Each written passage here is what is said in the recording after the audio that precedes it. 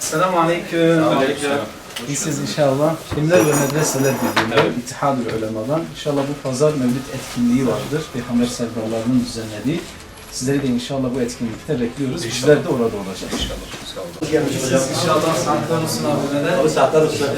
Bu hafta malumunuz inşallah Mevlid Kandili olacak. Bizler de alimler ve medreseler birliği olarak, İttihad-ül Ulema olarak ona destek vereceğiz. İnşallah sizleri de burada bekliyoruz. İnşallah. Selamun Aleyküm. Allah razı olsun. Malumunuz bu hafta Mevlid etkinliği vardır. Bizler de İttihad-ül Ulema olarak inşallah bu etkinliğe katılacağız. Sizleri inşallah bekliyoruz inşallah. Ailece oradayız. Selamun Aleyküm. Geziriz herhalde.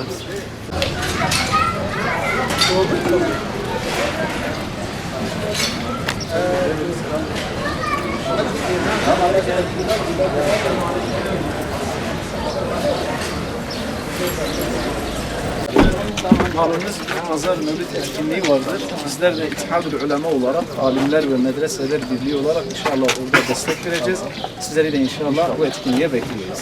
Allah razı olsun. Allah'a bekliyoruz. Allah'a emanet. İnşallah sizleri de bekliyoruz. Bismillah. İnşallah. İttihad-ül Ulema olarak inşallah destek veriyoruz. Bekliyoruz inşallah. Bu hafta malumunuz Allah razı olsun. Mevlid etkinliği vardır. İnşallah sizi bekliyoruz. Biz de alimler ve medreseler birliği olarak, İttihad-ül Ulema olarak iştirak edeceğiz. Sizi de inşallah bekliyoruz. Nereye gidiyoruz? Allah sizden razı olsun. Sahip çıkmak lazım. Hadi selamun Hocam nasılsınız? İyisiniz inşallah. Selam, hoş geldiniz. Selam. Ana babanıza rahmet. İnşallah sizleri de bekliyoruz. Allah sizden razı olsun. Allah sakarınıza kabul etsin. İnşallah. Ya kapatacağız geleceğiz. İnşallah. Allah'a emanet. Benim başım üstüne. İnşallah. Durumunuz iyidir.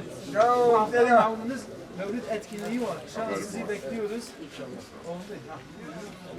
Tekbir! Tekbir! Tekbir! Etkinliği yemeğe. Hem önce davet dikin inşallah. Roca Bazarı'ya inşallah. Kerem kim? Önce davet dikin inşallah. Selamun Aleyküm hocam. Nasılsınız? İyisiniz? Yalnız bu hafta Mevlid-i Nebi etkinliği var. İnşallah sizleri de oraya davet ediyoruz. Bizler alimler ve medreseler birliği olarak. İnşallah sizi burada bekliyoruz.